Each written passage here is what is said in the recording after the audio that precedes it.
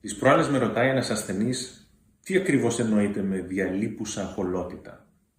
Ονομάζομαι Χρήστος Πετρίδης και είμαι αγγειοχειρουργός και ενταγγειοχειρουργός στο Αμβούργο, Γερμανίας.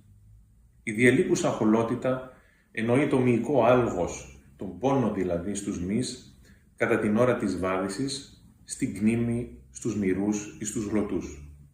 Ο κύριος λόγος συνήθως για αυτή την πάθηση είναι η λεγόμενη περιφερική αρτηριακή αποφρακτική νόσος, η οποία οφείλεται σε στένωση ή σε απόφραξη μιας αρτηρίας και οδηγεί τον ασθενή στους λεγόμενους πόνους.